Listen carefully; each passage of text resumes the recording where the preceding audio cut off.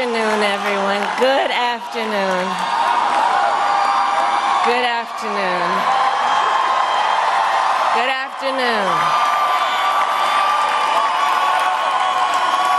Thank you all. Thank you, thank you. Thank you, thank you. So let me say, and I love you back. And I love you back. So let me say, my heart is full today. My heart is full today, full of gratitude for the trust you have placed in me, full of love for our country, and full of resolve.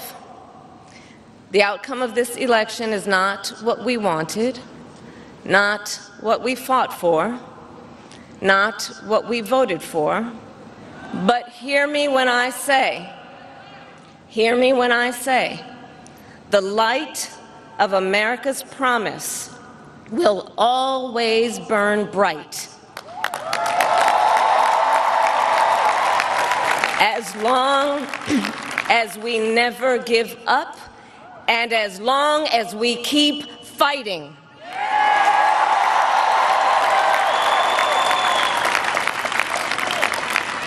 To my beloved Doug and our family, I love you so very much. To President Biden and Dr. Biden, thank you for your faith and support. To Governor Walz and the Walz family, I know your service to our nation will continue. And to my extraordinary team, to the volunteers who gave so much of themselves, to the poll workers and the local election officials, I thank you all. Look, I am so proud of the race we ran, and the way we ran it, over the 107 days of this campaign. We have been intentional about building community and building coalitions, bringing people together from every walk of life and background, united by love of country with enthusiasm and joy in our fight for America's future. And we did it with the knowledge that we all have so much more in common than what separates us. Now, I know folks are feeling and experiencing a range of emotions right now. I get it. But we must accept the results of this election. Earlier today, I spoke with President-elect Trump and congratulated him on his victory. I also told him that we will help him and his team with their transition, and that we will engage in a peaceful transfer of power.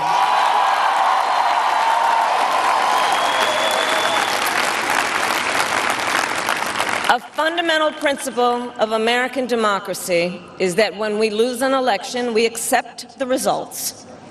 That principle, as much as any other, distinguishes democracy from monarchy or tyranny, and anyone who seeks the public trust must honor it.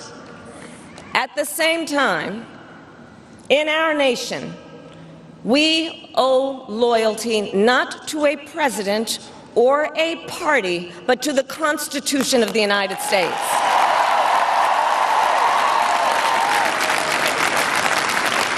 And loyalty to our conscience and to our God.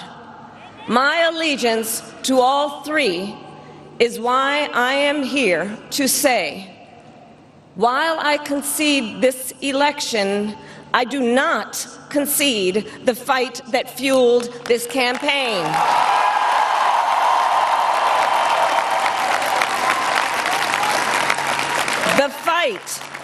The fight for freedom, for opportunity, for fairness, and the dignity of all people. A fight for the ideals at the heart of our nation. the ideals that reflect America at our best. That is a fight I will never give up.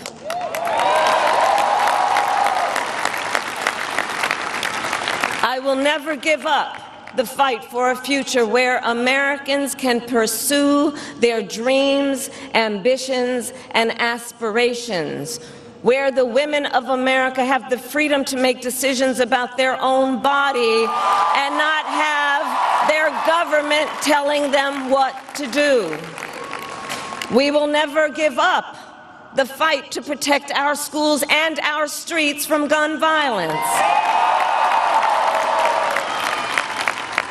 And America, we will never give up the fight for our democracy, for the rule of law, for equal justice, and for the sacred idea that every one of us, no matter who we are or where we start out, has certain fundamental rights and freedoms that must be respected and upheld.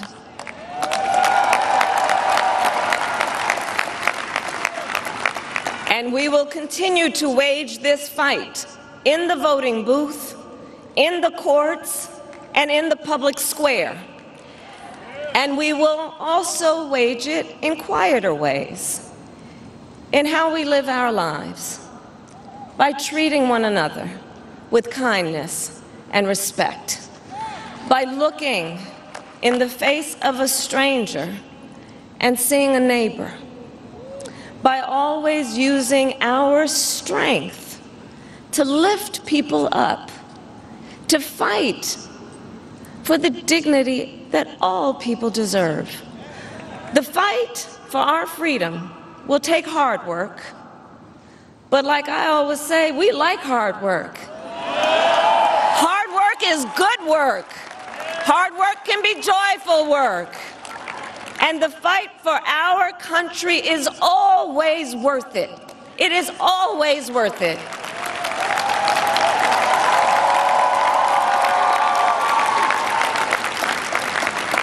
To the young people who are watching, it is, I love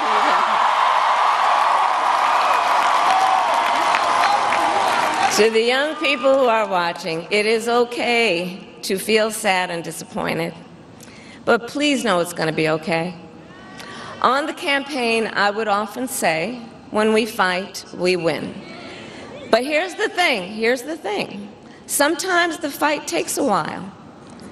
That doesn't mean we won't win. That doesn't mean we won't win.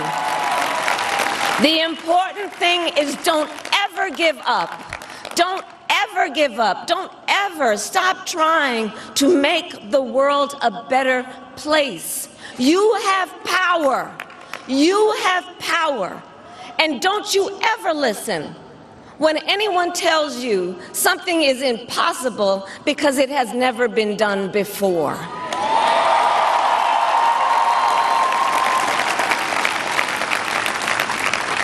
You have the capacity to do extraordinary good in the world.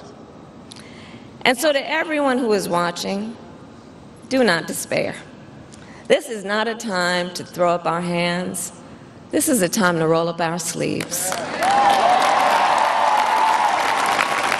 This is a time to organize, to mobilize, and to stay engaged for the sake of freedom and justice and the future that we all know we can build together. Look, many of you know I started out as a prosecutor, and throughout my career I saw people at some of the worst times in their lives. People who had suffered great harm and great pain, and yet found within themselves the strength and the courage and the resolve to take the stand, to take a stand, to fight for justice, to fight for themselves, to fight for others. So let their courage be our inspiration. Let their determination be our charge. And I'll close with this. There's an adage an historian once called a law of history, true of every society across the ages. The adage is, only when it is dark enough can you see the stars. I know many people feel like we are entering a dark time, but for the benefit of us all, I hope that is not the case. But here's the thing, America, if it is, let us fill the sky with the light of a brilliant, brilliant billion of stars. The light of optimism, of faith, of truth, and service.